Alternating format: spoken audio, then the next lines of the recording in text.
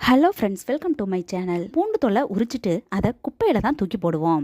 குப்பையில் தூக்கி போடக்கூடிய பூண்டு தொல்லை இத்தனை மகத்துவமா அப்படின்னு ஆச்சரியப்படுற அளவுக்கு சில அரிய தகவல்களை தான் இந்த பதிவு மூலமாக நம்ம தெரிஞ்சுக்க போகிறோம்.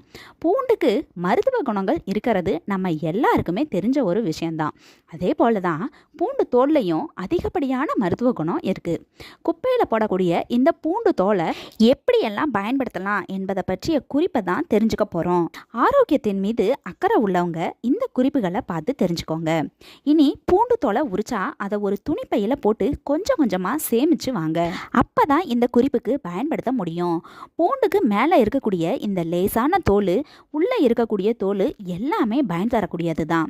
அதுக்கு முன்னாடி நம்ம சேனலை இப்போ தான் முறையாக பார்க்குறீங்கன்னா சப்ஸ்கிரைப் பண்ணிக்கோங்க. அதுக்கு பக்கத்தில் இருக்க பெல் ஐக்கானே கிளிக் பண்ணிக்கோங்க. அப்போ தான் நம்ம போடுற வீடியோலாம் நோட்டிஃபிகேஷனாக வரும். வீடியோவை ஸ்கிப் பண்ணாமல் முழுமையாக பாருங்கள். இப்போது மொதல் டிப்ஸ் என்ன அப்படின்றத பார்க்கலாம்.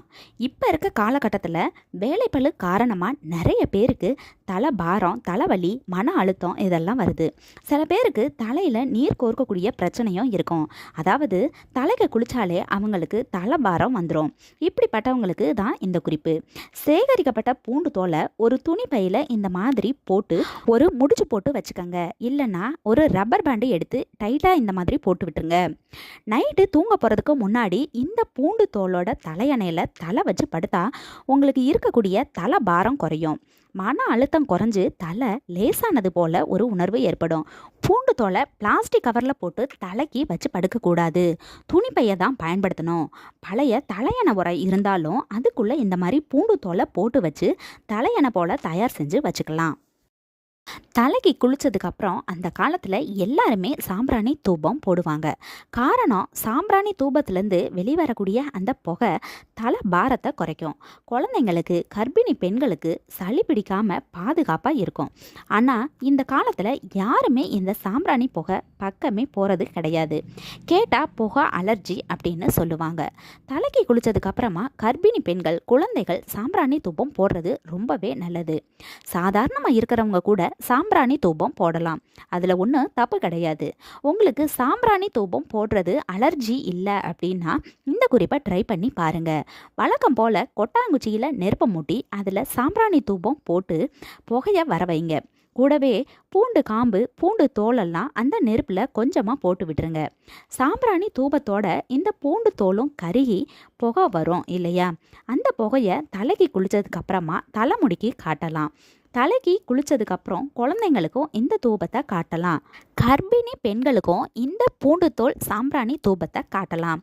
அவங்களுக்கு தலை பாரம், சளி தொந்தரவு வராமல் இருக்கிறதுக்கு இந்த பூண்டு தோல் தூபம் ரொம்பவே பயனுள்ளதாக இருக்கும். சில பேருக்கு சுவாச பிரச்சனை, மூக்கடைப்பு, ஆஸ்துமா இந்த மாதிரியான பிரச்சனைகள்லாம் இருக்கும். தொடர்ச்சியான இருமல் கூட இருக்கும். இப்படிப்பட்டவங்களுக்கு ஒரு சின்ன குறிப்பு. ஒரு சின்ன காட்டன் துணி எடுத்துக்கோங்க. அதில் இந்த பூண்டு தோலை போட்டுருங்க. அதுக்கப்புறமா அதை ஒரு முடிச்சா கட்டிக்கோங்க. அடுத்ததாக ஒரு தோசைக்கல்லை அடுப்பில் வச்சு நல்லா சூடு பண்ணிக்கோங்க.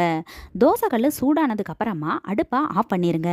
இப்போது சூடாக இருக்கக்கூடிய இந்த தோசைக்கல் மேலே நம்ம முடிச்சா கட்டி வச்சுருக்கக்கூடிய இந்த பூண்டு தோலை அந்த தோசை கல்லு மேலே வச்சிடணும். பூண்டு தோல் நல்லா சூடானதுக்கு அப்புறமா இந்த முடிச்சை எடுத்து முகரும் போது நமக்கு ஒரு நல்ல வாசம் வரும். அந்த பூண்டு தோல் வாசத்தை சுவாசிக்கும் போது நமக்கு மூச்சு சம்பந்தப்பட்ட பிரச்சனைகள் தீரும். அது மட்டும் இல்லை, சின்ன குழந்தைங்களுக்கு தீராத இருமல் பிரச்சனை இருக்குது அப்படின்னா இந்த முடிச்சை கொடுத்து லேசாக முகர சொன்னாலே போதும். அப்படி இல்லை அப்படின்னா அவங்க தூங்கும்போது அவங்களோட தலையணைக்கு பக்கத்தில் சூடு பண்ண இந்த முடிச்சை வச்சு விட்டுருங்க. அதிலிருந்து வெளிவரக்கூடிய வாசத்தை சுவாசிச்சாலே போதும்.